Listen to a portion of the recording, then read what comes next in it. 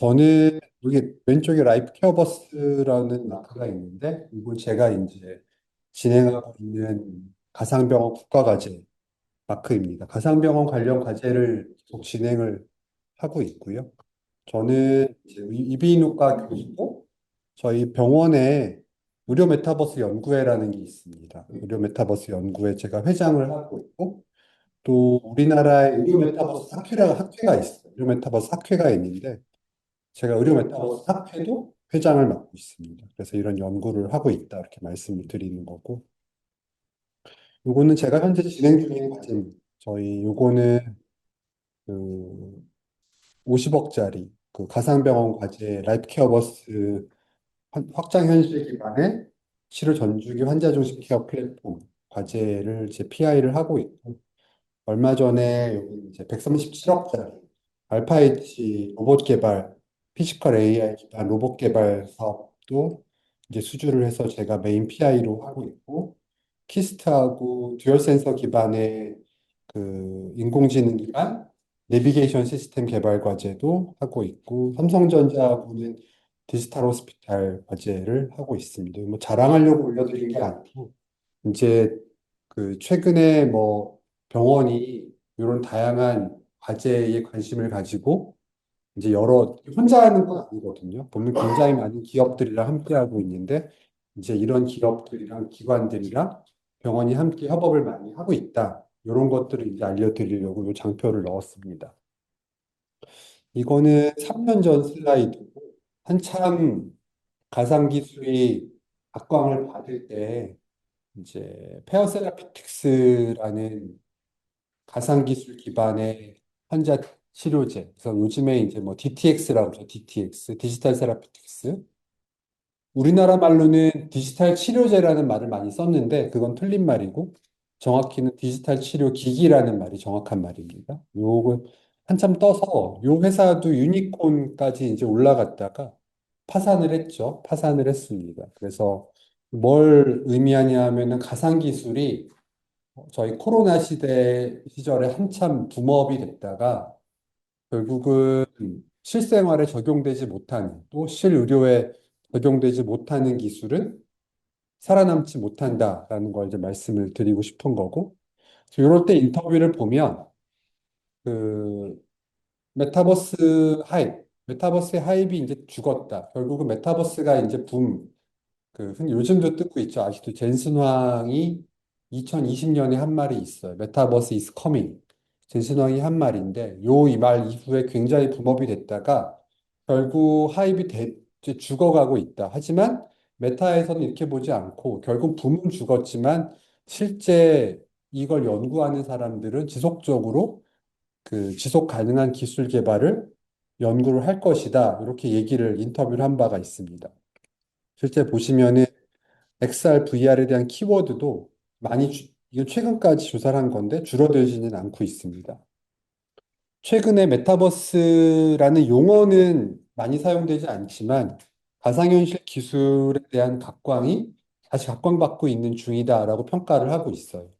이제 부활하고 있다라고 저는 판단을 하는데 보시면은 뭐 네이버도 그렇고 여러 회사에서 삼성전자를 포함해서 XR 기술에 다시 관심을 갖고 있습니다. 그게 뭐냐 하면 우리가 2020년도, 21년도에 당장 메타버스에서 뭔가를 할 수 있을 것 같았었는데 막상 그걸 이루어줄 기술이 없는 거예요. 사람들의 이미 머릿속에서는 레디 플레이어 원을 그리고 있는데 실제 기술에서는 구현을 전혀 못하기 때문에 에이, 이거 별거 아니네 하고 접었었죠. 근데 이제 여러분들이 아시는 다양한 기술들, HMD들이 개발이 되면서 아, 이게 실제 될 수도 있겠구나라고 다시 이제 붐업이 되고 있는 중입니다.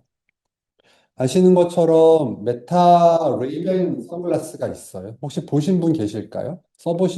네, 그거는 1세대는 카메라가 없고, 그러니까 디스플레이가 없고, 카메라하고, 이제 오디오 엔진, 그리고 이제 기본적인 AI 알고리즘만 붙어 있는 건데, 최근에 이제 디스플레이가 붙어 있는 메타 레이벤 버전 2가 이제 출시가 됐죠. 우리나라에는 아직 출시가 안 됐습니다. 그리고 이건 어제 날짜 기사인데, 삼성전자에서도 사실 이런 그 글래스 타입의 디스플레이를 동반한 그 XR 디바이스를 개발을 하고 있습니다. 개발하고 있고, 그거에 대한 유출 사진이 나왔죠. 요거는 이제 갤럭시 폴드, 요거는 갤럭시 트라이폴드, 요거는 최근에 이제 출시가 됐죠. 갤럭시 XR 디바이스, 요거는 갤럭시 글래스.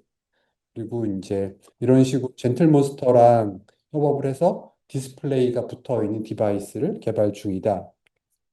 아까 말씀드린 이제 그 메타 레이벤 디스플레이죠. 그럼 레이벤이 협업을 해서 디스플레이가 한쪽에만 붙어 있어요. 한쪽 눈에만. 이런 기기들이 개발돼서 어쨌든 이런 XR 기술들이 현실에 진짜 쓰일 수 있는 준비를 하고 있다. 이렇게 말씀을 드립니다. 얼마 전에 그 삼성전자가 한 달 전에 공개했죠. 프로젝트 무한이라고 불렀던 삼성 XR 디바이스. 이 실물 보신 적이 있나요? 보신 분 없죠? 실물. 보면은 혹시 몰라서 읍스.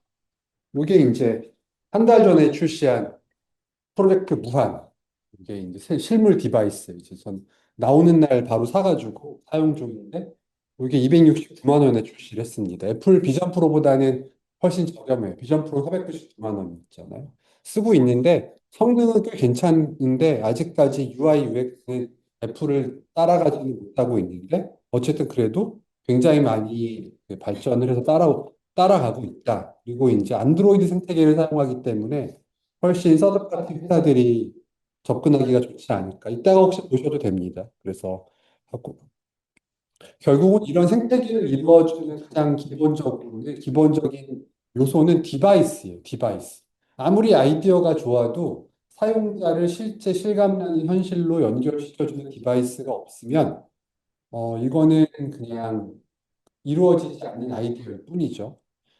보면은 이미 1900년도 초반, 1800년도에도 이러한 시도들이 있었어요. 굉장히 뭐, 그, 벌키하고, 어떻게 보면은, 진짜 옛날 기구 같이 생겼죠. 우리 옛날 컴퓨터 보는 것 같은 기분인데, 이때도 사람들의 아이디어가 있었어요. 양안으로 뭔가 이미지를, 약간의 시야각을 다르게 이미지를 주고, 사운드를 주면, 뭔가 이 사람들이 몰입감을 느끼지 않을까라는 시도는 예전에도 있었습니다. 홀로렌즈를 써보신 분이 계실까요? 아무도 없죠? 그러면은 뭐 스마트 글래스 중국 거든지 뭐 메타 거든지 아무 써보신 분이 없고 이건 있겠다. 메타 퀘스트 써보신 분은 계실 건데 이거는 많이 팔렸으니까 한 번 메타 윤석 교수님 레벨 학생들은 다 써봤죠. 아 예. 손을 안 들어가지고 이 교수님 교수님 네, 아 네 손들어 그렇죠. 여기 손들어 다들 네, 샤이하네. 네. 모르는 척. 비전 프로 써보신 분 비전 프로는 또 안 이전 써보셨 프로. 한 분도 안 써. 네. 엑스알 써보신 분은 당연히 없겠죠. 엑스알은 이제 나왔으니까. 이제 강의할 때 이런 거 항상 물어봐요. 왜냐하면 생각보다 사실 여러분들은 실감 미디어 공학과 이제 강의를 듣는 학생들이고 어떻게 보면 이런 이머시브한 컨텐츠에 관심이 많은 분들인데도 불구하고 우리나라에서 이런 HMD를 써보신 분이 생각보다 적어요. 제가 이제 이 강의 똑같은 건 아니지만 유사한 강의를 이제 의대에서도 하고 뭐 학회에서도 하는데 거의 써보신 분들이 없더라고요. 그러니까 기술이 발전하고 있는데 결국은 여러분들은 써보셔야 돼요. 써보셔야 여러분들이 이런 컨텐츠나 기술을 개발하는데 아마 아이디어를 더 많이 얻으실 거라고 생각을 합니다. 오늘 강의 제목에 XR이라는 용어를 사용했는데 이게 예전에는 XR이라는 용어는 없던 용어입니다. 이게 2018년도에 만들어진 용어예요. 생각보다 오래되지 않았죠.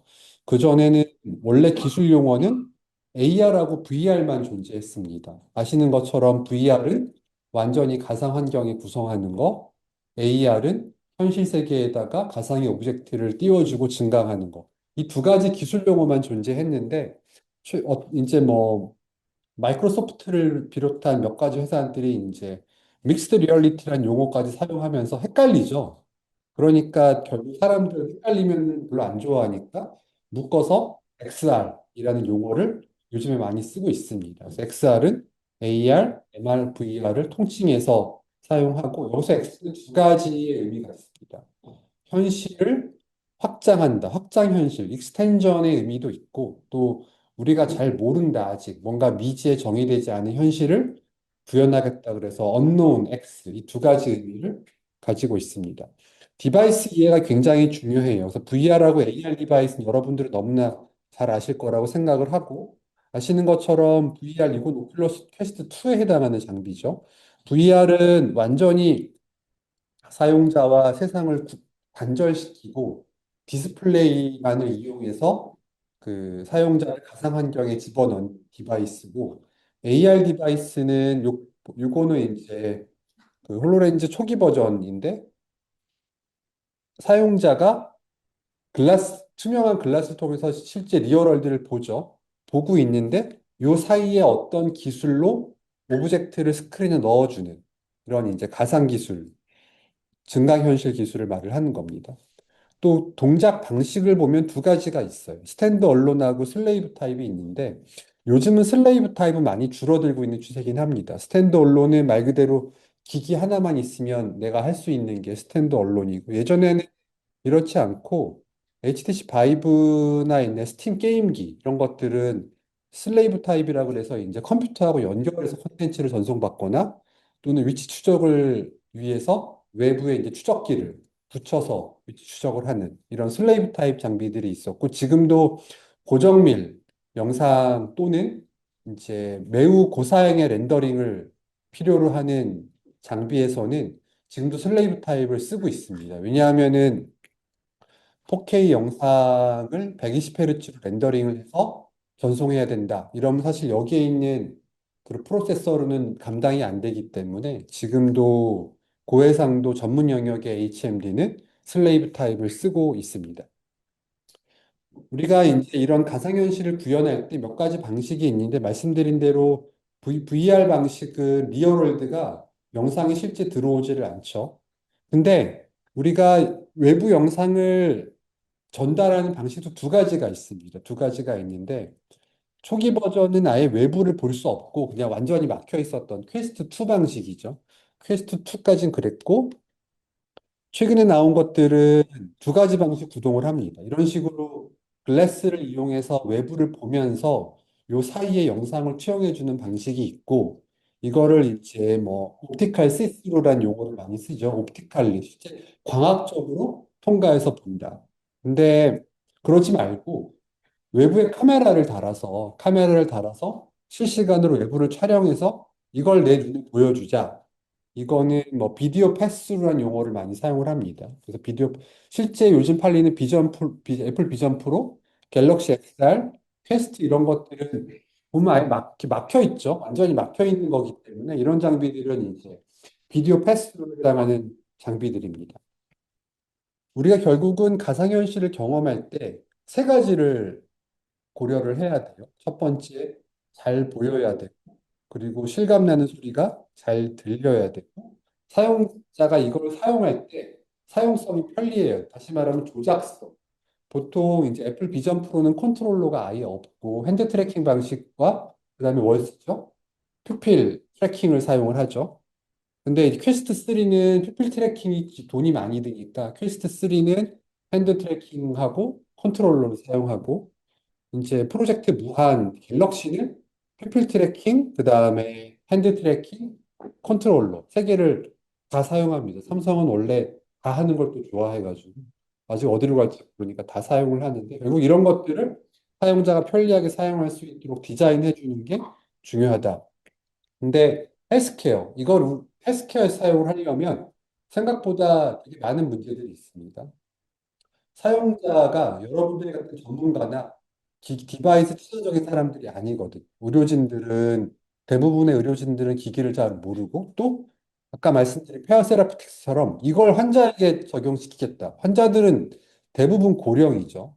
대부분 이런 거 잘 못 다루고 그리고 이제 약간 이런 다루는데 클럼지하다 그러죠. 뭔가 익숙하지 않아요. 그런 사람들에게 내가 고안한 어떤 솔루션을 효과적으로 전달하겠다. 이거 완전히 다른 문제예요. 근데 여기서 많은 솔루션들이 실패합니다.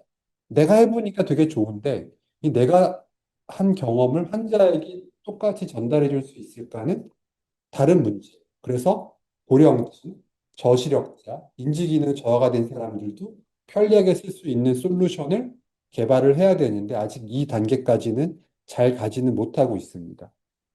또 내가 머릿속으로는 어떤 생각을 하죠. 아, 환자를 예를 들어 어떠한 가상 환경에 집어넣어서 치료하면 되게 좋겠다라고 아이디어는 있는데 그러면은 실제로 이 환자가 그 환경에 놓였을 때 실제와 같은 경험을 해서 치료 효과를 얻을 수 있는가라고 생각하면 또 다른 문제예요. 다시 말하면 환자가 실제와 같은 환경을 느껴야 되는데 그러지 못하는 경우가 되게 없거든요. 또 아까 말씀드린 대로 의료진이나 환자가 모두 다 편리하게 사용할 수 있는 UI, UX를 구성해야 되는데 이 또한 쉽지는 않은 문제입니다.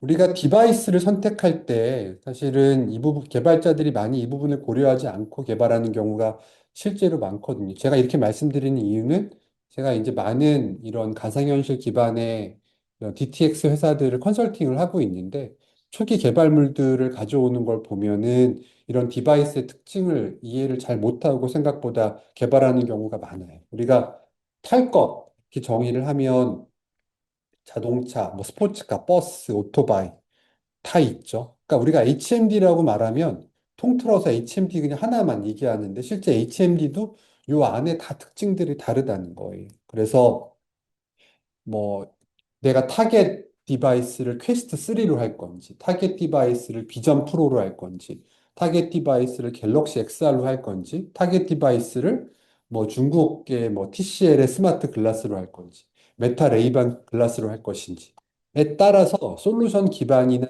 솔루션 디자인이 완전히 달라져야 한다. 그래서 결국 개발자는 이 디바이스의 그 성능, 특징을 완전히 이해된다. 이렇게 말씀을 드립니다. 영상 하나 보여드리는데 이거는 홀로렌즈 2 기반의 어떤 솔루션이에요.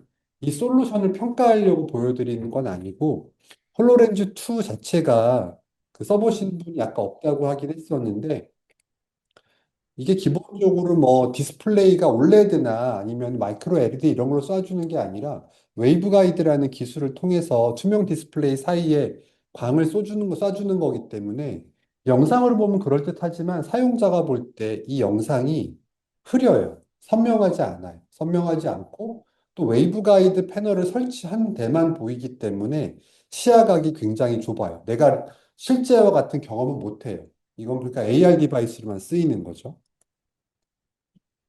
결국은 여기다가 예를 들어 홀로렌즈에다가 이런 건 띄울 수 있는데 어떤 사람이 실제 일이에요. 홀로렌즈에다가 오른쪽에 고해상도 MRI를 띄워놓고 수술하게 하겠다. 이런 아이디어가 실제 있었거든요. 이게 안 돼요. 웨이브 가이드의 기본적인 해상도가 제한이 돼 있기 때문에 오른쪽에다 수술 중에 고해상도 MRI 영상을 띄울 수가 없어요. 고해상도 초음파를 띄울 수가 없어요. 띄워도 기본적으로 해상도가 다 축소되기 때문에 고해상도 영상이 보이지 않는 거죠. 그러니까 기술을 이해하지 못하고 그런 아이디어를 낸 건데 또 그런 제한점이 있다는 걸 이해를 해야 되죠. 기술 얘기 조금 다시 한번 드릴게요. 그래서 비디오 시스루는 리얼월드를 하고 차단되어 있지만 비디오로 촬영해서 나에게 보여주는 것. 옵티컬 시스루는 말 그대로 투명한 글래스를 통해서 세상을 그냥 보고 요 사이에 어떠한 기술, 그러니까 아까 말했지만 웨이브 가이드나 뭐 버드베스라는 그 프리즘을 이용해서 영상을 투영해주는 이러한 장비들이 존재한다. 다시 기술 좀 다시 보여드리면은 비디오 패스나 비디오 시스루는 카메라가 있죠. 애플 비전 프로는 12개의 카메라를 사용을 하고 있어요. 카메라를 통해서 영상을 찍고 영상을 처리해서 디스플레이를 대는데 직접 보여주는 이러한 그 과정을 거치는 거고 옵티컬 시스루는 프리즘을 사용할 수도 있고 웨이브 가이드를 사용할 수도 있고 영상을 눈에 스플릿하게 보여주면은 이 영상이 외부의 실제 투영되는 이런 외부 모습과 영상이 함께 제 눈에 들어오는 이러한 형태를 취하고 있습니다. 그러다 보니까 결국 우리가 뭔가 왜 영화관에 가도 어두운 배경의 영화를 보잖아요. 그래야 선명하게 보는데 기본적으로 옵티컬 시스루는 그냥 이 자연광이 다 들어오는 상태이기 때문에 매우 밝은 디스플레이가 아니면 약간은 흐리게 보일 수밖에 없어요. 그래서 흐리게 보이는 게 나쁘다는 게 아니에요. 나쁘다는 게 아니라 어떤 그 개발자가 솔루션을 디자인할 때 사용자에게 이렇게 보인다는 걸 이해를 하고 개발을 하라는 뜻입니다. 그래서 다시 한번 정리하면은 이런 비디오 시스루 패스루 디바이스는 퀘스트 3, 비전 프로, 갤럭시 XR 이런 것들이 있고 그다음에 이제 옵티컬 시스루는 아까 홀로렌즈 2 이거 아직도 3를 개발하지 않고 있습니다. 홀로렌즈 2가 나온 지가 2019년 굉장히 오래됐죠. 그 당시 판매가가 500만 원이 넘었었어요. 그리고 요거는 중국 거죠. 중국 거는 버드베스 방식인데 요즘에 그 아마 한 3, 40만 원이면은 그 알리나 테무에서 사실 수 있으실 거예요. 한번 저는 써보시는 거를 권유해요. 생각보다 쓸만해요. 생각보다 쓸만하고 스마트폰하고 연결하면 영화 같은 거는 꽤 리얼하게 보실 수 있습니다.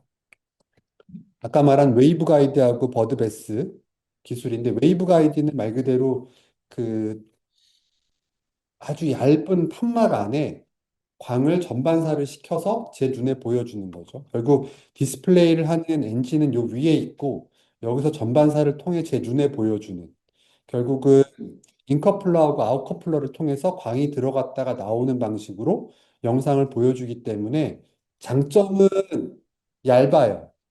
굉장히 얇게 디자인할 수 있습니다. 보면은 요 안에 웨이브 가이드가 들어있는데 실제 잘 안 보이거든요, 눈에. 근데 단점은 비싸요. 비싸고 선명한 영상을 제공하지 못하고 시야각도 좁고 그리고 싼 방식, 대부분의 중국 회사들이 선택하는 방식은 프리즘.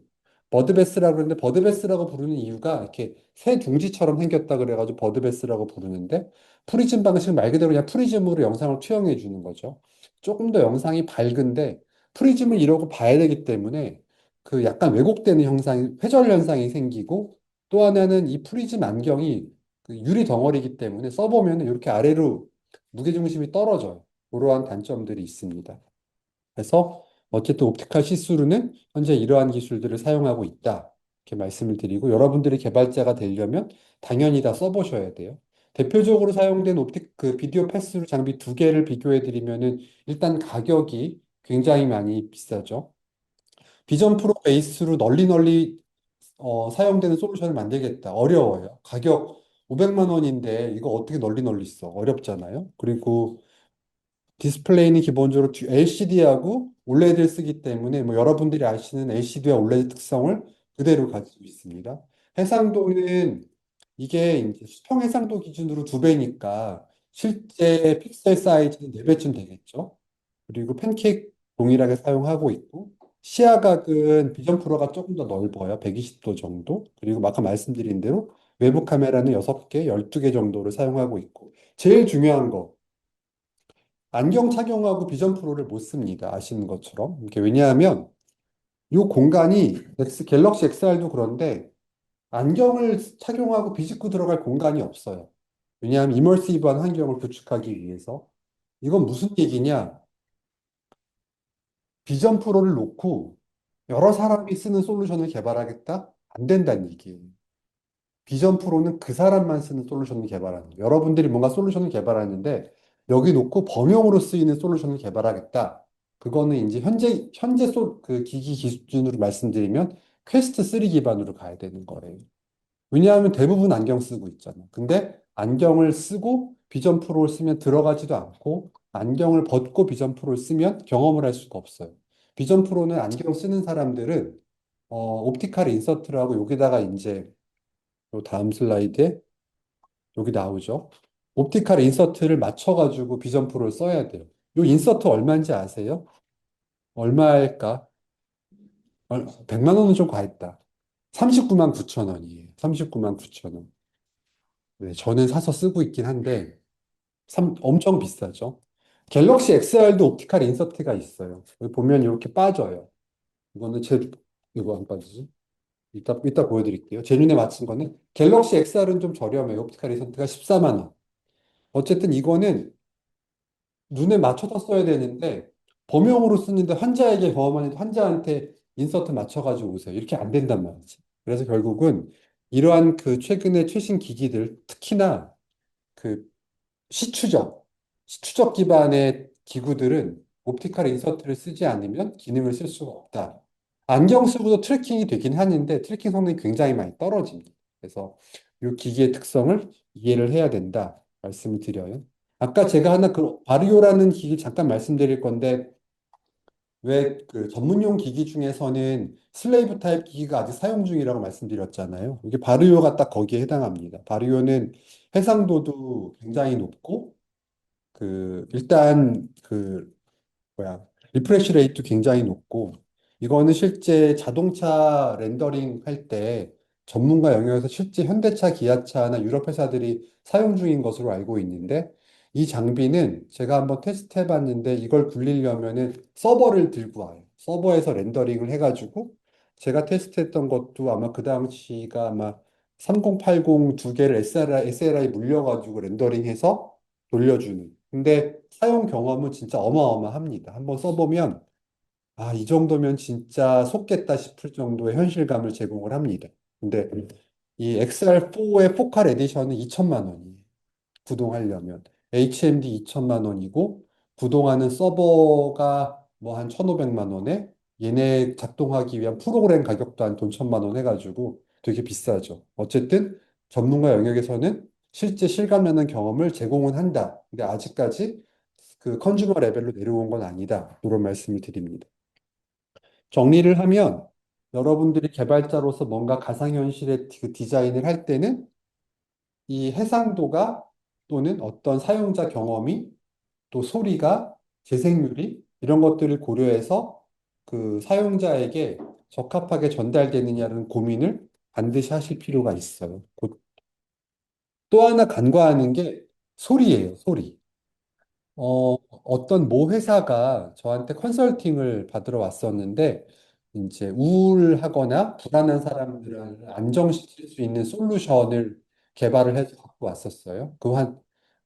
타겟 디바이스는 퀘스트 3였고, 근데 퀘스트 3 써보면 요만한 스피커가 있어요. 근데 그 사람들이 그 스피커를 통해서 어떤 숲속의 바람 소리, 새소리를 구현을 했더라고요. 제가 그랬죠. 이거 써보시면 몰입감이 생겨요. 잘 안 생기죠. 개발자도 잘 안 생겨. 왜? 우리가 극장 가서 영화를 보잖아요. 여러분들의 몰입감을 결정하는 게 어떤 게 더 중요할까요? 시각과 소리와. 소리가 훨씬 중요해요. 소리가. 그래서 이 솔루션에다가 이제 뭐 퀘스트 3에다 뭐 에어팟이나 갤럭시 버즈 같은 걸 연결시켜주면 이 사람의 몰입감은 몇 배가 올라가는 거지. 그러니까 디자인을 그렇게 하지 않은 거죠. 사실 바꾸면 되니까. 결국은 여러분들이 어떤 몰입감을 선사할 때는 기본적으로 여기에 붙어 있는 스피커로 디자인을 하지 말고 이건 그냥 편하게 쓸 때 하는 거고 진짜 이머시브니스를 느끼게 하려면 기본적으로 뭐 비전 프로 기반으로는 에어팟, 뭐 갤럭시 기준으로 갤럭시 버즈 이런 것들을 쓰고 경험을 하면 실제 훨씬 몰입감 있는 경험을 하실 수 있다. 요거를 많이 간과하기 때문에 요 슬라이드를 추가를 했습니다. 스마트 글라스 얘기 잠깐 드릴게요. 요 스마트 글라스 이거는 디스플레이가 굉장히 작아요. 한쪽 눈에만 디스플레이가 나오거든요. 양쪽 눈에 나오지 않고. 이거는 목적이 명확해요. 이걸 통해서 어떤 영상을 보겠다. 뭐 이머시브 느끼다 그런 게 아니고 이거는 이 디스플레이는 명확하게 정보 전달의 목적으로 디스플레이를 넣은 거예요. 그러니까 이 디스플레이를 가지고 CI율이 낮아요, 해상도가 낮아요, 컴플레인 하면은 안 되는 거지. 레이벤은 799불이라는 가격에 맞추기 위해서 작은 디스플레이, 그러니까 결국은 내비게이션에 쓰거나 문자를 읽어주거나 하는 목적으로 개발한 디바이스예요. 그러니까 결국은 내가 타겟 디바이스를 잘 모르고 메타에서 개발한 디스플레이를 뭔가를 디자인하겠다. 그게 아니지. 이 기기가 어떻게 개발됐는지를 알고 거기에 특성에 맞는 콘텐츠를 개발을 해야 한다. 이렇게 말씀을 드리는 거고, 가격은 799불이고 해상도는 600 by 600 정도의 픽셀을 가지는 한쪽 눈 디스플레이를 보여주고 있고 FOV가 20밖에 안 돼요. 그러니까 결국은 이거는 내가 리얼월드를 다 보면서 그냥 한쪽 눈에다가 정보를 띄워주는 창으로 쓰면 딱 좋겠다. 이렇게 컨셉을 잡은 디바이스죠. 안드로이드 XR 아까 말씀드린 대로 제 왼쪽에 보여드리는 기기고, 그 PPI가 애플 비전 프로보다 높아요. 조금 더 선명한 영상을 보여준다고 하는데, 제 경험으로는 3400 PPI와 3800 PPI는 제 눈으로 구별은 아직 안 가더라고요. 이런 이제 새로운 나온 장비가 있다 말씀을 드리고, 어쨌든 다시 한번 강조하는 거예요. 사용자에게 어떤 솔루션을 개발할 때, 사용자에게 실제 어떠한 해상도의 영상이 어떠한 재생률로, 어떠한 사운드로 전달되는가를 반드시 고려하실 필요가 있다. 결국 그런 우리가 이머시브니스를 느낄 때 제한되는 점이 해상도. 이게 옛날에 스크린도어 이펙트라고 미국의 스크린도어 딱 치면은 모기장이 뜨거든요. 해상도가 떨어지면은 모기장 효과가 생기는데 이런 것들, 스크린도어 이펙트, 또 리얼하지 못한 칼라, 또 생각보다 중요한 게 재생률이에요. 우리가 영상을 적어도 사람이 요즘에 게임 다 하시죠? 게임? 게이밍 모니터의 재생률이 요즘 얼마까지 올라갔죠? 240까지 올라갔어요. 240까지. 우리가 기본적으로 쓰는 사무용 모니터의 재생률은 얼마죠? 60?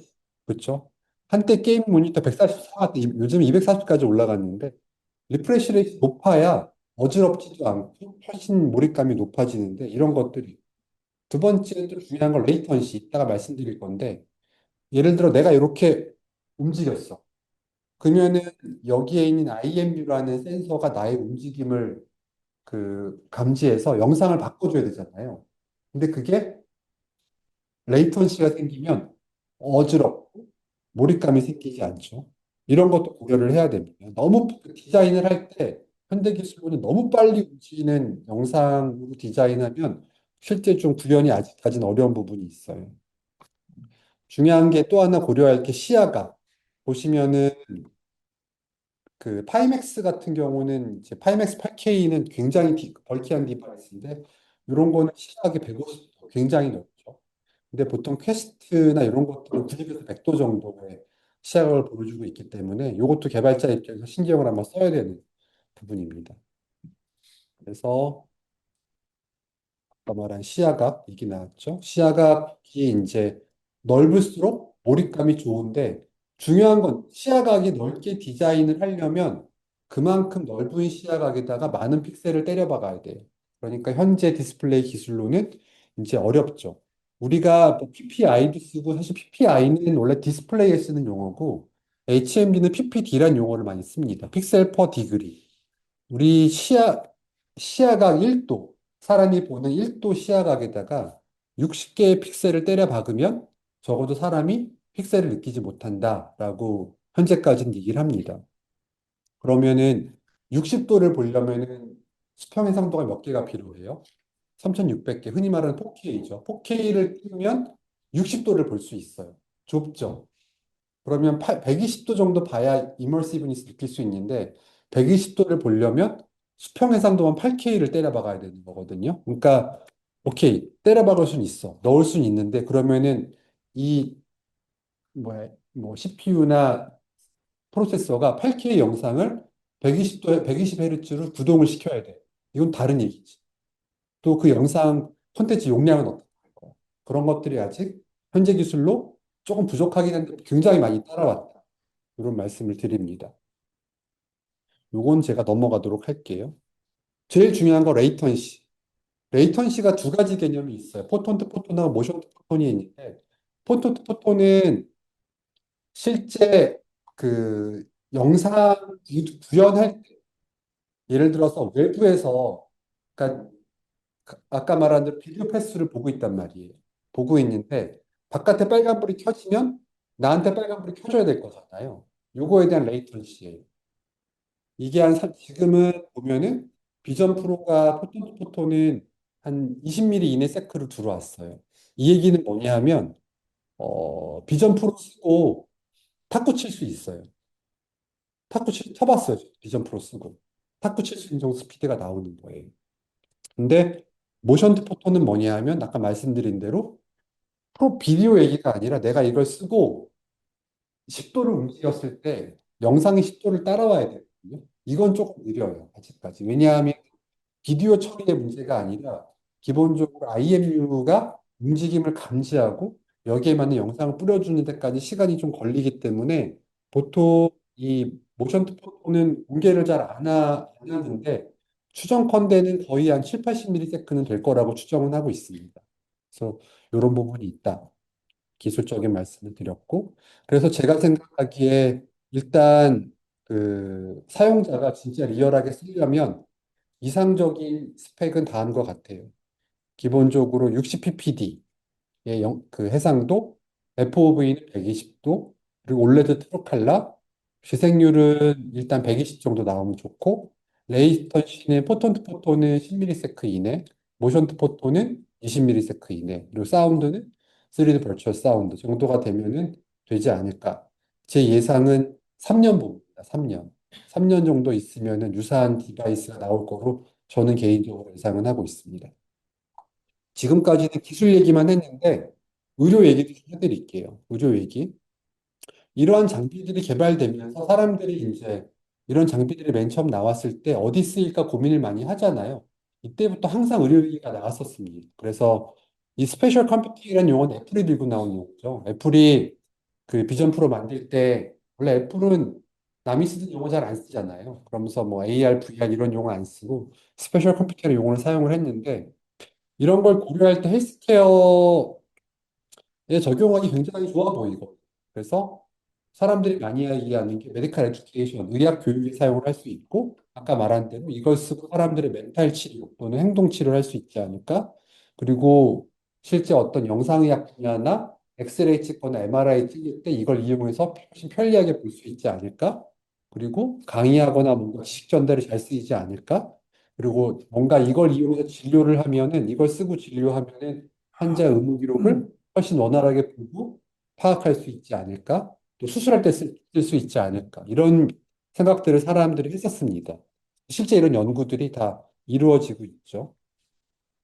요거는 원래 메타버스 얘기할 때 하는 얘기인데 우리가 실제 가상현실을 구현하기 위해서 몇 가지 필요한 요소 기술들이 있어요. 요소 기술들이 있는데 요소 기술을 말씀드리면 실제 가상 어떤 헬스케어, 의료라는 거는 퓨어하게 벌초할 수가 없거든요. 내가 환자를 봐야 되는 거고, 실제 수술을 해야 되니까, 무조건 이거는 기본 컨셉은 AR이, VR로 갈 수가 없어요. 헬스케어에 쓴다는 거. AR 방식인데 결국 이거를 구현을 비디오 패스스로 할 거냐, 아니면 옵티컬 시스루로 할 거냐, 여기에 이제 이슈가 있는 거죠. 그래서 결국은 이걸 AR 방식으로 구현을 하게 되고, 또 하나 중요한 거는 우리는 지금 오브젝트 얘기만 하고 있는데 가상에서 뭘 구현하려면 예를 들어 가상의 환자를 구현을 하려면 환자가 덩그러니 시체처럼 누워 있으면 되는 게 아니고 환자가 살아서 움직여야 될 거 아니에요. 그럼 이 환자가 움직일 수 있는 데이터를 넣어줘야 되거든. 심장도 뛰어야 되고 숨도 쉬어야 되고 말도 해야 되니까 결국은 이 데이터는 실제 사람에서 만든 데이터를 그대로 넣어주든가 사람에서 만든 데이터를 뭐 이용해서 새로 만들어 넣어주든가 어떤 이런 과정을 거치기 때문에 이런 연구에 반드시 필요한 게 실제 라이플로그 데이터를 모으는 과정이 필요합니다. 또 기본적으로 가상의 환자를 만들려면 똑같이 만들어야 될 거 아니에요. 근데 똑같이 만드는 게 그냥 대충 만드는 게 아니라 메디칼 그레이드로 실제 리얼하게 만들려면은 인체 장기나 의료기구나 이런 것들을 리얼하게 모사를 해야 되니까 이런 메디칼 트윈도 필요할 거고 또 어쨌든 기본적으로 이런 모든 걸 담을 수 있는 공간도 필요할 거고 그렇습니다. 그래서 하나 예를 들어 볼게요. 사용자가 우리가 실제 수술 연습을 하는 또 환자 치료 연습을 하는 어떤 그 가상 시뮬레이션 툴을 개발하고자 한다라고 가정을 해보면 첫 번째 이 환경을 만들어야 되겠죠. 환경을 만든 두 가지 방법이 있어요. 퓨어하게 벌추얼로 만들 수도 있지만 아니면은 기본적으로 침대 같은 거를 인지하게 해서 침대를 실제로 쓰고 침대 위에 가상의 환자를 눕게 만들 수도 있죠. 어쨌든 이런 공간 디자인을 해야 되고 그 다음에는 환자를 모델링을 해야죠. 환자를 모델링하고 실제 환자의 심장 모델링을 하고 또는 뭐 뇌수술을 할 거면 뇌 모델링을 하고 이런 식으로 모델링하는 게 필요하고 환자가 실제 살아 있어야죠. 심전도 좀 뛰어야 되고 움직여야 되니까 움직임 데이터를 만들기 위해서 라이프 로깅 데이터를 만들어서 환자에게 넣어주는 이러한 과정이 필요하고 제일 중요한. 여기다 내가 뭔가 이렇게 하려면 나의 움직임에 따라서 이 오브젝트들이 가상에 떠야 될 거잖아요. 오그멘티드 리얼리티가 기본적으로 필요합니다. 근데 이런 것들을 구현할 때 기술적으로 여러 아직까지 제한점들이 좀 있어요. 그 제일 문제가 이걸 의료진이 쓸 땐 조금 나은데 아까 말씀드린 비슷한 얘기인데 환자들한테 뭔가 하게 하려면 아직까지 어지러워. VR 써보신 분들, 퀘스트 3 써보신 분 아까 있었죠. 어지럽지 않아요? 오래 쓰고 있으면? 괜찮았어요? 안 어지러웠으면 젊어서 그래. 이게, 이건 농담이 아니고, 제 경험으로 30세보다 어리면 우리 몸이 그 비주얼 인풋하고, 그 다음에 전정기관의 인풋이 조금 미스매치가 돼도 견뎌요. 바이킹 타도 젊은 사람들이 잘 타잖아요. 나이 든 사람, 전 바이킹 못 타요, 이제. 바이킹 못 타는데, 바이킹 타면 어지러워서 못 타겠더라고. 옛날엔 잘 탔거든요. 나이가 들면은 이 미스매치를 못 견뎌요. 근데 이러한 솔루션을 써야 될 사람들이 젊은 사람이다. 그럼 좀 괜찮은데, 내가 나이 든 사람의 보통 그런 거 많이 하거든요. 노인 치료를 위한 가상현실 기기. 이런 거 진짜 과제들 많이 나왔었는데, 이게 어려워요. 그러려면 진짜 정적인 영상을 이용해야 되는데 노인 대상의 가상현실 치료기기인데 영상이 막 움직여. 그럼 일단 노인들은 그걸 못 써요. 어지러워서. 그런 부분을 고려를 해야 되는데 어지러움 발생하는 이유가 내가 이렇게 돌아가면 영상도 따라와야 되는데 이게 딜레이가 아까 있다고 말씀을 드렸잖아요. 그래서 또 하나 어지러운 거고 나는 가만히 있는데 시야만 막 돌아가. 그러면 이게 또 미스매치 생기잖아요. 그래서 또 어지럽습니다. 이걸 VOR 미스매치라는 용어를 사용하는데 이런 게 있고 또 하나 제일 어지러운 게 그 롤러코스터, VR 롤러코스터 타보신 분 아니, 써 이용해 보신 분 있나? HM들이 쓰고 롤러코스터 타면 정말 어지러워. 왜냐하면 내 눈에서는 계속 내가 앞으로 나가고 있죠. 그럴 거 아니야. 롤러코스터니까. 계속 시야에서는 앞으로 가는데 우리 몸은 앞으로 가고 뒤로 가는 걸 감지할 수 있는 센서가 있잖아요. 전정기가. 눈 가리고 이렇게 있어도 내가 앞으로 가면은 몸은 느끼거든. 근데 전정기관은 가만히 있는데 내 시야만 막 앞으로 가고 있잖아요. 제일 어지러운 상황이거든요. 그러니까 이런 상황을 디자인하면은 안 된다는 거지. 그러니까 결국은 VR로 뭔가 하려면은 젊은 사람 대상이면은 조금 동적이어도 되고 노인 대상이면 조금 정적이어야 된다. 이 부분을 말씀을 드리는 거고 아까 말한 대로 레이턴시, 시야 움직임에 따른 레이턴시 자체도 이제 어지러움을 유발하는데 사실 이건 아까 말씀드린 대로 최근 기술이 많이 따라와가지고 이 부분은 해소가 된 부분이 많이 있습니다. 요거는 수술에서 굉장히 중요한 부분인데 정합, 정합이라는 게 굉장히 중요한 요소거든요. 예를 들어서 내가 마우스하고 똑같은 오브젝트를 띄워서 정확하게 마우스의 디자인, 슈퍼임포즈를 하겠다라고 계획을 세울 수 있잖아요. 예를 들어서 자동차를 여기다 세워놓고 AR을 이용해서 자동차 뭐 백미러를 바꿔줄 거야, 와이퍼 바꿔줄 거야, 타이어를 바꿔줄 거야. 이론적으로 가능하잖아요. 근데 자동차를 투영하고 내가 AR 디바이스를 썼는데 휠을 바꿨어. 근데 휠이 거기 딱 안 맞아. 어떤 상황인지 아세요? 휠이 실제는 여기 있는데 휠이 5cm 앞에 가상 환경에 투영될 수 있잖아요. 딱 그 자리에 투영시키는 게 생각보다 어렵거든요. 그 자리에 투영시킨다는 건 기본적으로 이 시스템이 3차원 오브젝트의 포인트 클라우드를 밀리미터 단위로 인지를 하고 거기에다가 사용자의 시야각을 맞춰서 투영해 준다는 소리인데 이게 기술적으로 굉장히 어렵단 말이죠. 이런 식으로 보이게 되는 현상이 생겨요. 어, 제일 많이 가상현실 기술 얘기할 때 수술 얘기 되게 많이 나오거든요. 우리가 예를 들어 뭐 수술하거나 아니면 어떤 뭐 관을 꼽는데 보통 이제 안 보고 뭘 넣거든요. 나사를 넣거나 관을 넣거나 안 보고 넣는데 이제 경험이 쌓이면 뭐 초음파를 이용하든가 뭐 손으로 만지든가 경험이 쌓이면 잘 하는데 경험이 쌓이지 않을 때까지는 사고를 많이 칠 수도 있죠.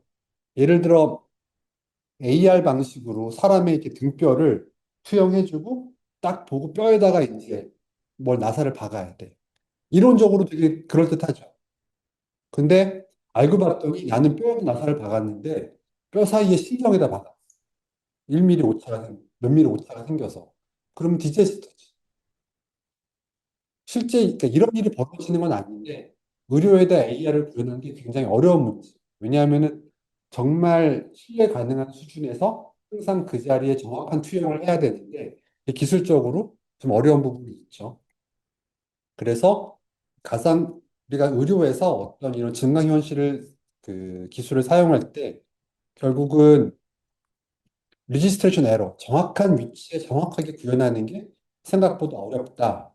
그 이유가 이 환자의 데이터를 뭔가 템플릿 포인트 클라우드 얻을 때는 서서 CT를 찍었는데 이 환자는 진짜 누워 있으면 뭐 등도 눌리고 약간 팔도 찌그러지고 이렇게 되니까 몰핑이 생기죠. 몰핑이 생기고 또 하나 문제가 보통 우리가 이제 이런 그 포인트 클라우드를 감지하기 위해서는 여기도 다 라이다가 붙어 있거든요. 라이다를 쓰는데 라이다를 쓰거나 아니면 외부에 이제 비전 카메라, 뭐 RGB 뎁스 카메라나 뭐 이런 걸 쓰게 되는데 이걸 누가 수술 중에 이렇게 머리가 내가 이렇게 예를 들어 수술하는데 수술 보조랑 같이 하고 있는데 갑자기 내가 막 트래킹하고 있는데 이 사람 머리가 이렇게 들어왔어. 그럼 갑자기 트래킹이 안 될 거잖아요. 그런 쉐도잉 현상 또 이런 트래킹을 비전 방식으로 하지만 EM 방식으로 하거든요. 일렉트로 마그네틱 방식으로 하는데 뭐 예를 들어 주변에 뭐 갑자기 쇠붙이가 들어와가지고 EM 그 가우시안 블러링이 생기던가 그러면 이제 또 정확도가 떨어지는데 이런 여러 가지 원인으로 정확도가 떨어지는 현상이 생기기 때문에 이거를 감안할 수 있는 안전장치가 필요하다 이렇게 말씀을 드리고 또 제일 중요한 부분 여러분들이 실감 미디어 공학과니까 컨텐츠를 누가 만들 것이냐 예를 들어서 이건 넘어가 이건 보여드릴까요 잠깐 보면은 그러니까 이런 조악한 컨텐츠는 보세요. 이렇게 보면은 되게 있어 보이는데 그 연기하고 있는 와 하고 연기하고 있는데 이건 너무 조악하죠. 그렇죠? 이런 거는 실제 뭐 일반인 교육이나 쓰지 전문가 교육에는 못 쓴단 말이에요. 전문가 교육에는. 전문가 교육에 쓰려면 굉장히 사실적인 렌더링을 해야 되는데 이게 진짜 노가다. 그래서 예를 들어서 또 하나 어떤 문제가 있냐면은 내가 수술을 받아야 되는데 어떤 전문가가 나에 대한 모의 수술을 VR로 가상으로 하고 싶다. 그러면 나를 렌더링 해야 될 거잖아요. 나를. 그게 자동으로 잘 아직 안 된단 말이죠. 그러한 문제가 있고.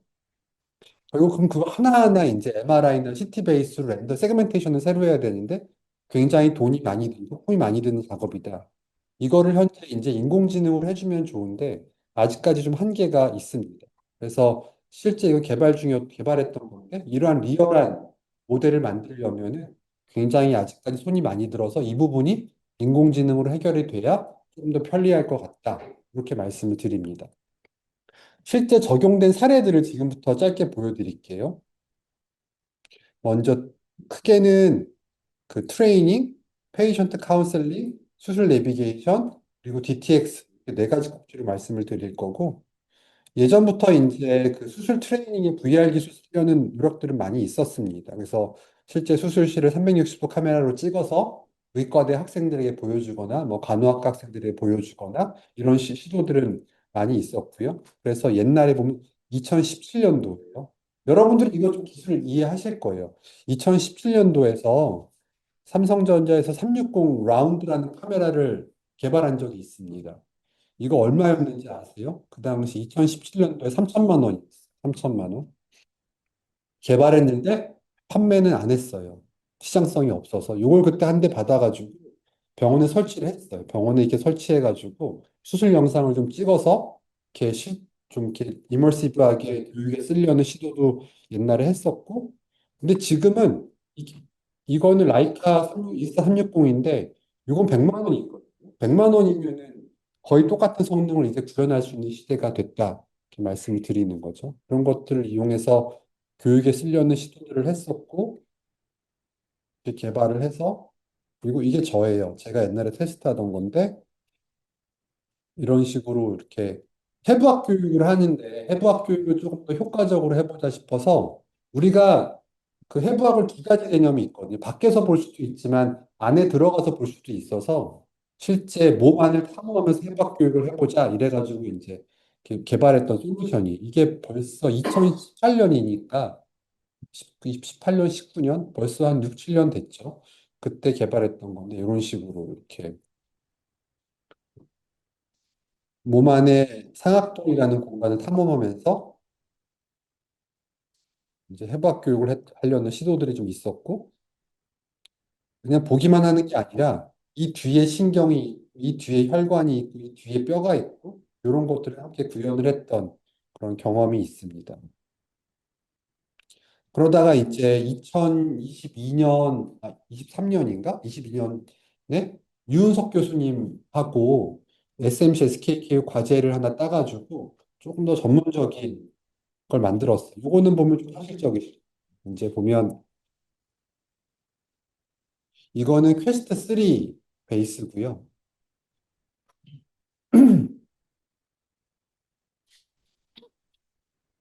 사람의 머리가 굉장히 제일 복잡한 해부학적 구조거든요. 제가 이제 머리 쪽을 전공을 하고 있으니까 그 이거는 원형의 스캐너를 통해서 사람의 이렇게 요 공간에 뭐가 있는지 다 이렇게 볼 수 있는 건데 이렇게만 보는 게 아니고요. 보면은 이렇게 잘라서 이렇게 플레인별로 잘라서도 다 이렇게 볼 수 있게 구현을 했고 이것도 마찬가지로 여러분들이 이 영상을 보시는 것보다 실제 HMD로 쓰고 보면 훨씬 선명하게 몰입감 있게 잘 보여요. 교수님 그러면 이게 교육용으로 이건 교육용이죠. 이건 네. 왜냐하면 수술용으로 하려면 사람마다 만들어야 돼요. 교수님 수술할 땐 교수님 모델이 필요하고 학생 수술하면 학생 모델이 필요한데 그게 현실적으로 불가능하기 때문에 수술 시뮬레이션으로 쉽지 않습니다. 잘 보세요. 재밌죠? 서브 이걸 하나씩 떼서 해부학 교육으로 쓸 수 있어요. 하나씩. 재미없는데요. 어. 이걸 해부학 교육용으로 왜냐하면 실제 시체 해부를 해야 되잖아요. 시체 구하기가 요즘 어려워요. 요즘 시체 구하는 게 진짜 어렵고 카데바라는 용어를 사용하는데 카데바가 구하기도 어렵고 카데바의 퀄리티란 표현을 쓰긴 쓰는데 이게 포르말린에 절여져 가지고 회복적 구조가 보이지를 않아요. 그래서 그걸 대체하기 위해서 이런 인체 구조들을 다 모듈화해서 VR 솔루션을 만든 거예요. 이렇게 거의 한 지금 이 당시는 500개, 지금은 거의 1000개 가까운 모델이 안에 요 안에 들어가 있습니다. 이런 식으로 개발을 해가지고 이 과제는 이제 최우수 과제로 평가를 받았었습니다. 이런 식으로. 그래서 실제 이거 보면 이제 이건 저희 전공이거든요. 레지던트라고 부르는 전공의들인데 실제 이렇게 이제 이거 퀘스트 쓰고 이렇게 훈련하는 거를 볼 수 있고 요거 이제 훈련한 걸 가지고 논문도 썼습니다. 논문도 발표를 했었고 페이션트 카운셀링 요거는 저희 응급의학과 손명희 교수팀 연구를 하고 있는 건데 실제 환자한테 VR은 아니지만 뭔가 가상의 오브젝트로 이제 대화할 수 있는 이런 솔루션을 손명희 교수님 개발하고 계세요. 뭐냐면 그냥 이 가상의 아바타하고 대화를 다 하면은 이 대화한 내용이 그냥 끝이 아니라 이 대화 내용이 다 기본적으로 메디칼 도큐멘터로 자동으로 AI가 정리를 해가지고 나중에 환자한테 알려주는 거예요. 의사가 사실은 좀 부족하잖아요. 부족하다 보니까 특히 응급실에서는 다 문진하기가 어려운데 편안하게 아바타랑 대화를 5분 동안 하면 이게 의료진에게 딱 정리돼가지고 넘어가는 이런 이제 솔루션을 손명희 교수님이 개발을 하고 계시고 요거는 제가 개발하고 있는 건데, 예를 들어 병원에 가보신 분 없겠지만, 뭐 부모님이랑 혹시 가보신 분 계실까? 여기에 암이 있어요라고 설명을 한단 말이에요. 근데 환자들은 그걸 이해를 못 해요. 도대체 암이 여기에 있다는데 어디가 어딘지를 기본적으로 이걸 이해하려면 내가 해부학을 이해를 해야 이해를 하는데 기본적으로 해부학을 모르는데 어떻게 이해를 해? 그렇잖아요. 그러니까 그걸 편하게 이해할 수 있게 이렇게 3차원으로 영상을 기본 세그멘테이션 해주는 그 도구를 개발하고 있습니다. 그래서 외래에서 어려운 CT, MRI로 설명해 주는 게 아니라 3차원으로 보면서 이렇게 바로 여기에 종양이 있습니다라고 보여주는 솔루션을 개발하고 있는데 그러려면은 인공지능이 종양을 자동적으로 구분할 수 있어요. 이걸 세그멘테이션이라고 쓰는데 자동으로 종양을 구분해서 모델링을 해줘야 되는 기능이 들어가는 거죠. 어쨌든 이런 거 개발하고 있고 이거는 저희 구강외과의 안재명 교수님이 이제 개발하고 계신 건데 보통 이제 멀티 사이트 뭐 세 군데까지도 가능한데 예를 들어 어느 환자에 대한 어려운 특히 양악 수술하시는 분이어가지고 양악 수술 케이스를 상담을 하는데 두 곳에 뭐 예를 들어 삼성서울병원과 원주에 있는 병원과 환자가 가상 공간에서 상담을 할 수 있게 이런 식으로 개발을 해 놓으신 거예요. 그래서 실제 가상 공간에서 환자의 엑스레이를 보기 이런 영상도 보고 또 보면은 가상 공간에서 양악 수술을 위한 모델링도 해놓고 모델링 실제 이렇게 모델링을 바꿔가면서 상담할 수 있는 이러한 솔루션을 개발을 하고 계십니다. 이런 것도 지금 쓰이고 있고 그리고 DTX 마지막으로 보여드릴게요. DTX는 실제 이제 환자 치료에 사용되는 건들인데 우리가 이제 가상현실을 이용해서 그 재활승마 기기를 개발을 한 적이 있거든요. 삼성창원병원의 장현정 교수가 함께 개발을 하고 있는 건데 이런 승마 치료라는 거는 그 뇌성마비나 근육병 환자들이 타기에 굉장히 효과가 좋은 치료예요. 승마가 그 코어 근육 개발에 굉장히 좋거든요. 그리고 재미도 있어서. 근데 실제 말 타러 가기가 굉장히 어려우니까 이걸 가상 환경에서 구현을 하게 된 겁니다. 그래서 이렇게 이런 식으로 안 돌아가네. 죄송합니다. 이건 돌아간다. 이런 식으로 이렇게 가상 환경이 흔들리고 타면 이게 실제 보면은 근육 운동도 되고 애들도 재밌게 요건 애가 보고 있는 화면을 미러링을 한 거죠. 이렇게 디자인을 해서 하고 있고 요거를 좀 더 재밌게 과격하게 하면 이렇게 돼요. 이제 이건 버전 2인데 좀 남자아이들을 위해서 좀 더 액션을 가미한 이런 건데 게임 같아 보이는데 게임이에요. 요즘에 많은 치료는 그런 용어, 게이미피케이션 용어 많이 사용하잖아요. 그런 결국 게임처럼 만들어야 사용자가 재밌게 하거든요. 게임은 하지 말라도 하는데 결국 치료도 게임처럼 만들어야 환자들이 치료를 계속 받고 싶어 하게 하니까 그런 식으로 구현을 합니다. 최근에는 이걸 자전거로 확장해서 이제 자전거 타잖아요. 자전거. 재활 자전거를 이런 식으로 게임처럼 구현해서 뭔가 자전거를 타고 뭔가 특정 위치로 아이템을 배달하고 이런 식의 솔루션을 지금 국가과제로 개발을 하고 있습니다. 이런 식으로 VR 기술을 어떻게든 의료에 적용해 보려고 노력을 많이 이제 하고 있다. 이렇게 말씀을 드립니다.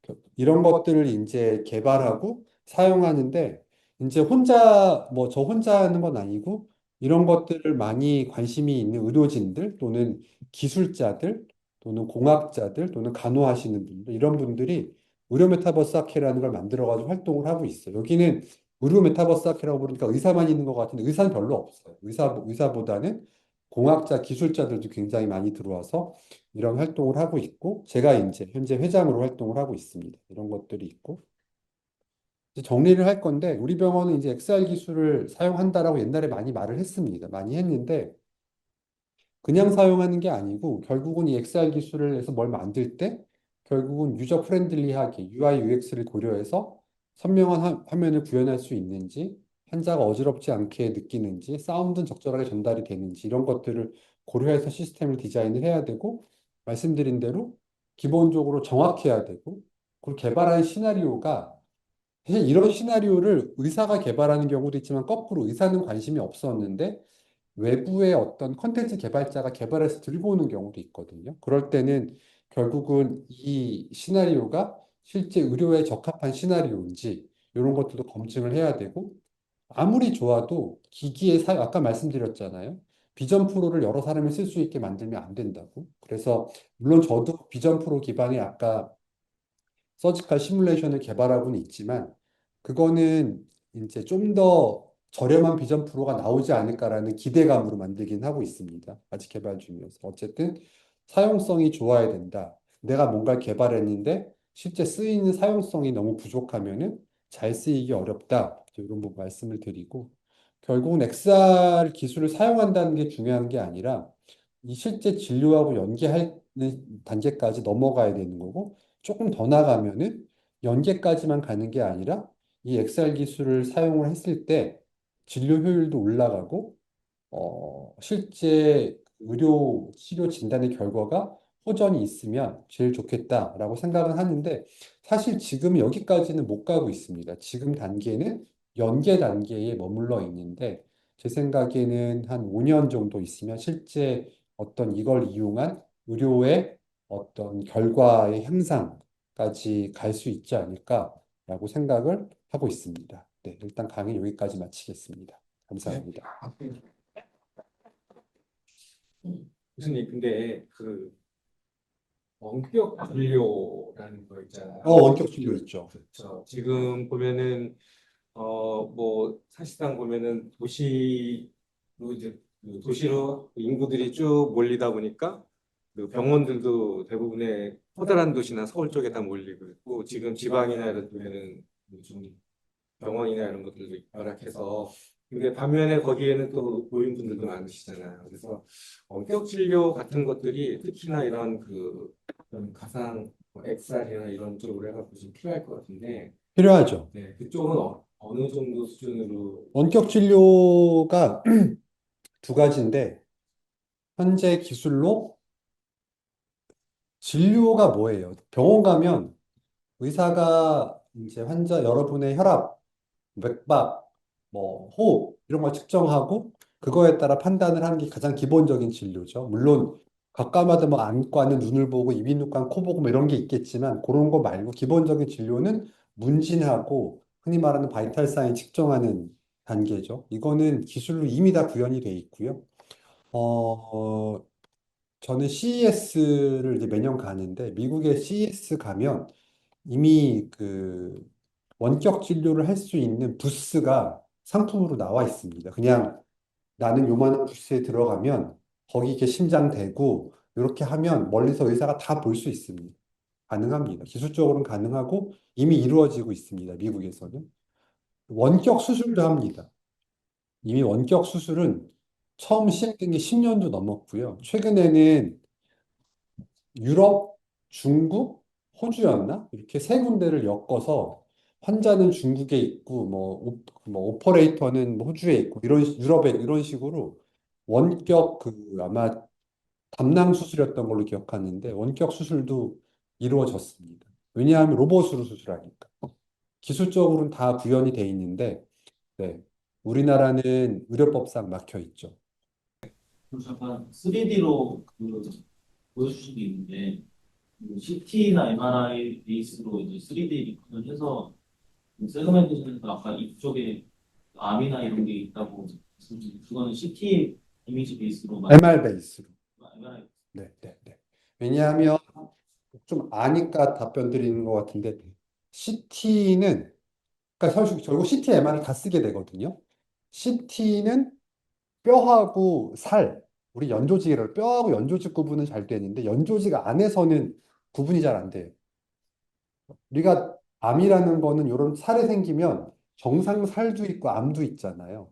CT는 구분이 안 가서 결국은 또 MRI는 연조직 내의 구분이 굉장히 잘 되거든요. 대신 MRI는 뼈가 구분이 잘 안 돼요. 정확하게 하려면 영상을 다 쓰긴 해야 됩니다. 근데 아까 저희 연구 중인 거는 MRI 기반으로 세그멘테이션을 하고 있기는 해요. 네. 그걸 이제 기본적으로 인공지능이 요즘에 왜 뭐 아시는 것처럼 뭐 샘, 세그먼트 애니싱 뭐 이런 범용 모델들 나와 있잖아요. 근데 거기다가 의료에 대한 파인 튜닝이라는 게 매드샘이라는 모델이 나와 있어요. 그래서 아마 지금 뭐 깃허브 들어가시면 세그멘테이션 모델들 풀린 거 되게 많거든요. MRI나 그리고 이제 MRI나 CT 데이터 같은 경우도 이제 뭐 오픈 데이터 셋들이 있어가지고 그런 걸 테스트해 보면은 잘 돌아갑니다. 근데 예를 들어서 오픈 데이터 셋 같은 경우는 거기서만 딱 돌아간 경우가 많기 때문에 실제 이걸 병원에서 쓰려면은 그걸 튜닝을 해야죠. 파인 튜닝을 해가지고 거기에 맞게 이제 한 번 더 튜닝을 하고 밸리데이션도 하고 쓰게 되는 거죠. 또 뭐 궁금하신 거 있으시면. 네. AI 부분이 지금까지는 주로 메타버스하고 XR 쪽 관련된 말씀을 많이 이렇게 하시는데 요즘 보면은 이제 모든 부분에 AI가 들어가고 있고요. 그래서 지금 의료 활동을 하시고 뭔가 수술이나 이런 걸 하실 때 AI를 적용하는 그런 부분들. 많죠. AI는 적용하는 부분이 아니라 이제는 모든 부분에 들어와 있고, 왜 그 DX란 말 쓰잖아요. DX. 디지털 트랜스포메이션을 DX라고 쓰는데 요즘은 이제 AX라고 그러죠. AI 트랜스포메이션이라는 용어를 사용을 하는데 실제 진료에 아직 깊이 들어와 있지는 않아요. 우리나라는. 우리나라 의료법이 전 세계에서 굉장히 보수적인 편이어가지고 들어와 있진 않지만 실제 들어와 있는 영역은 현재 저희 병원 삼성서울병원 기준으로 사용되는 영역은 이제 엑스레이 판독 걔는 사용을 이미 하고 있습니다. 사용을 하고 있는데 저희가 이제 개발 중인 건 훨씬 더 많죠. 두 가지 영역이 있어요. AI를 쓸 때 두 가지 영역이 있는데 실제 진료에 막 쓰이는 영역이 있고 또는 의료진이 편리하려고 쓰는 영역도 있는 거예요. 예를 들어 차팅할 일 되게 예를 들어 병원에 오셨는데 뭐 의사랑 대화하잖아요. 어디가 아프세요? 뭐 열이 얼마나요? 그러면은 그걸 누군가 타이핑을 하고 있잖아요. 얼마나 그게 사실 노동 어떻게 보면 고 뭐야 하이 레벨 노동은 아니잖아요. 그러니까 그걸 지금은 이제 뭐 지금 이미 그 많이 나와 있어. 외국과 뉘앙스 같은 솔루션은 대화를 하면은 알아서 얘가 다 이걸 의무기록으로 만들어주는 솔루션들이 나와 있습니다. 근데 우리나라는 성능이 좋지는 않아요. 왜 그 이유가 우리나라 사람들이 사용한 용어가 좀 특이해요. 언제부터 아프셨어요? 좀 됐어요. 여기서 좀 됐어요가 의사가 생각하는 좀 됐어요는 일주일인데 말하는 사람의 좀 됐어요는 한 달이야. 그리고 뭐 얼마나 아파요? 아, 우리 아기 아파요. 우리 아기 아픈 거 어떻게 아픈 거지? 뭐 이런 것 때문에 우리나라는 성능이 좀 떨어지긴 하는데 외국은 미국은 이미 뭐 제가 알기로 개원가에서 굉장히 많이 사용하고 있습니다. 그리고 요즘 대세는 뭐다? 피지컬 AI다. 네. 뭐 다 연구하시는 분들이니까 2021년도, 22년도 이때 가상 기술 기반 국가 과제가 엄청 많이 나왔습니다. 그럼 이제 그러면 또 저희도 연구자니까 노를 저어야죠. 그래서 물 들어오면 노 젓는다고 이제 가상 과제를 많이 땄는데 올해는 모든 국가 과제가 피지컬 AI 기반으로만 나오고 있어서 네, 또 피지컬 AI 많이 써야죠. 뭐 아시는 것처럼 저도 이제 휴머노이드 개발하고 있고 저희 병원에 실제 휴머노이드가 두 대가 들어와서 제 랩에 있습니다. 휴머노이드 두 대를 가지고 이제 수술 어시스트하는 로봇을 개발하고 있고 어, 간호 로봇도 가능하고 환자 이송 로봇도 가능하고 네, 지금 다 개발하고 있습니다. 그것도 한 5년 봅니다. 네. 그러니까 뭐 보통 보면은 저희가 뭐 운전을 할 때도 항상 어떤 그 루틴이라는 게 일정하잖아요. 그러니까 뭐 집에서 학교를 온다든지 뭐 어디를 간다든지 그럴 때는 그런 일정한 루틴에 해당되는 거에 대해서는 잘하죠. 그래서 잘하고 그거를 오히려 놓치는 거에 대해서 뭐 AI가 좀 적용해 갖고 그걸 가이드를 해준다든지 이런 것들이 다 가능한데 보면은 교수님께서 의사분께서도 역시 마찬가지로 굉장히 고난도의 어떤 특이한 수술도 하시겠지만 굉장히 그 어떤 루틴에 의해서 이렇게 순서대로 가야 되는 그런 상황들이 있을 텐데 이런 것들은 그 만약에 그 휴머노이드 AI 로봇 어시스턴트가 그거를 잘 가이드를 해주면서 이렇게 한다 그러면은 오히려 굉장히 도움이 될 수도 있겠네요. 근데 뭐 여러분들은 공학하시는 분들이니까 AI는 결국은 학습 데이터의 싸움이거든요. 네. 그러니까 지금 테슬라가 그 FSD 13, 14까지 나왔죠. 14 나오면서 아마 곧 우리나라에 이제 FSD가 풀리는 거로 알고 있는데 걔네들이 고민한 게 그걸 거예요. 그냥 뻔한 길은 잘 가는데 진짜 이벤트 상황을 어떻게 잘 어드레스 할 것이냐에 대한 문제인데 수술도 마찬가지입니다. 결국은 결국은 얼마나 많은 다양한 학습 데이터를 확보할 수 있느냐의 싸움이고, 결국은 저희도 그런 노력을 하고 있는 거예요. 결국은 인공지능 만드는 게 그 학습 데이터 싸움인 거거든요. 데이터 싸움. 네. 교수님 그 온라인에서 이강원 교수님께서 질문을 드릴 게 있다고 그러셔서 제가 드릴게요. 안녕하세요, 네, 교수님. 교수님. 들리시나요? 네, 네네. 일단 톡 잘 들었습니다. 나 지난번 톡도 들었었는데 되게 재밌게 잘 들었고요. 네. 비슷한 사실 거 가상 좀, 들으셨으면, 네, 비슷한 네네. 부분이 있긴 있을 겁니다. 네. 네네네. 가상으로 하면은 항상 이제 생기는 문제가 그 도메인 갭이 좀 있잖아요. 그래서 네. 이제 교수님께서도 아까 그 XR 기술이 이제 몇 년 후에 어떻게 될 거다 이렇게 말씀을 하셨는데, 현재 1호 쪽에서 지금 가상 기술을 적용하는데 도메인 갭이 어느 정도 되는지가 조금 궁금하고, 그리고 그 도메인 갭을 이제 좀 줄이기 위해서 어떤 것들이 좀 기술적으로 서포트가 돼야 될 것 같은지 혹시 의견이 있으시면 좀 주시면 감사하겠습니다. 네, 이게 결국 기술적으로 극복을 못하죠. 왜냐하면 아까 말씀드린 대로 적용할 때 레지스트레이션 에러 또는 기본적으로 발생할 수밖에 없는 딜레이 이런 것들을 해결을 못하니까 이거를 시나리오로 이제 극복을 할 수밖에 없는 겁니다. 결국은 그 레지스트레이션 에러가 발생하지 않는 쪽에다가 AR 기술을 접목하는 거 또는 그 시나리오를 개발할 때 어지러움이나 이런 거에 문제가 발생하지 않는 쪽으로 시나리오를 개발하고 대상군 설정하고 그런 식으로 피해가는 거죠. 이걸 왜냐하면 기술이 따라오지 않는 걸 저희도 어떻게 할 수가 없으니까. 하지만 저도 지금 국가 과제를 하고 있지만 어떤 예를 들어 기술을 사용하면 실제 리얼월드와의 갭을 줄일 수 있느냐. 예를 들어 타겟팅이죠. 제일 중요한 타겟팅. 왜냐하면 타겟팅이 실제로 굉장히 어려운 문제인 게 타겟팅을 하려면 개선할 게 너무 많아요. 리얼월드의 포인트 클라우드를 3차원으로 확보를 해야 되고 거기에 가상의 오브젝트를 정확하게 슈퍼임포즈를 해야 되는데 그게 지금의 기술로는 그냥 어떻게 말하면 딱딱한 물질, 책상, 뭐 자동차 이런 것들은 거의 서브 밀리미터 단위로 슈퍼임포즈가 돼요. 현재 기술로는 되는데 문제는 인체라는 조직이 딱딱하지 않고 이렇게 연조직에 가깝고 예를 들어 이 책상을 가상을 하면 책상에 포인트 클라우드 데이터를 우리가 취득을 했단 말이에요. 그래서 그거를 시스템에 집어넣죠. 그 포인트 클라우드 데이터를 기반으로 우리가 어떤 모델링을 하면 이건 오차가 없어요. 근데 사람을 예를 들어 누워서 이렇게 CT를 찍는단 말이에요. 찍어서 포인트 클라우드 데이터를 얻었는데 한 달 있다 수술을 해. 근데 이 사람이 그 사이에 2kg가 쪘네? 그럼 데이터가 어떻게 될 것 같아요? 달라지죠. 또 CT를 찍을 때는 이 사람은 깨어 있는 사람, 똑같이 누워 있지만, 근데 마취를 하면 이 사람은 어떻게 마취가 돼 있죠.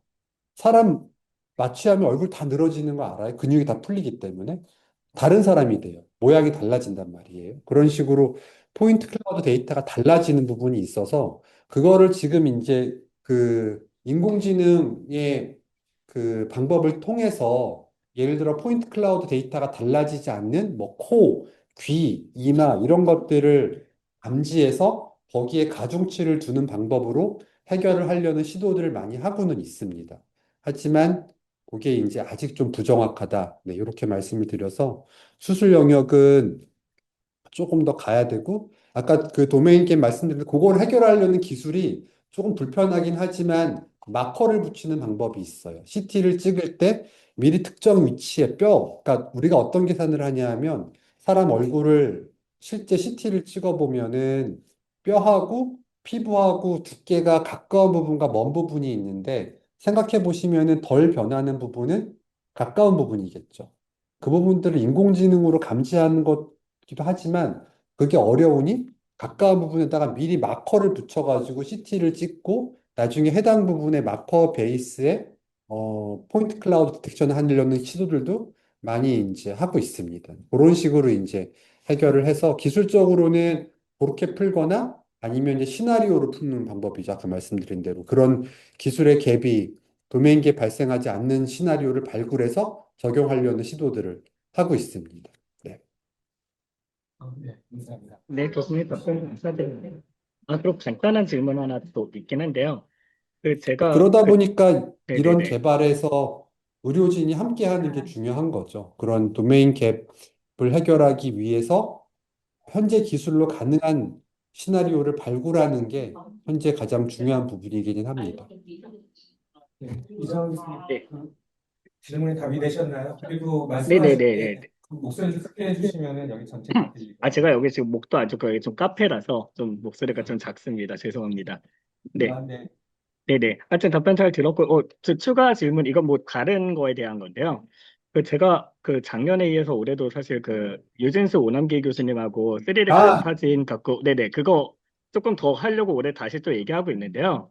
근데 정윤계 교수님도 혹시 지금 하고 있는 VR에 사실 LLM 붙여서 뭐 하는 거는 되게 해볼 만한 게 많을 것 같은데 혹시 생각하고 있는 게 계신지 궁금합니다. 네. 저는 요즘에 LLM까지는 신경을 못 쓰고, 네, 저는 요즘에 하는 거는 이제 유진수 오남기 교수는 뭐, 네, 정말 맨날 보는 교수님들이고, 저희 다 연구팀에 아까 잠깐 보여드린 라이프케어스 가상현실 과제 유진수 교수가 서브 PI로 있고요. 제가 하고 있는 피지컬 AI 과제 오남기 교수가 서브 PI로 있습니다. 그래서 근데 저는 LLM 연구에는 지금은 이제 아주 큰 관심은 없고, 그러니까 관심이 없다기보다 거기까지 에너지를 저도 환자도 봐야 되니까 이제 에너지를 못 쓰고 있는데 교수님이 선택하신 그 두 분 파트너는 거의 저희 병원의 베스트 파트너 선택하신 거라고 생각을 합니다. 네. 네, 답변 너무 잘 들었습니다. 감사합니다, 교수님. 네. 네, 감사합니다. 이정우 교수님.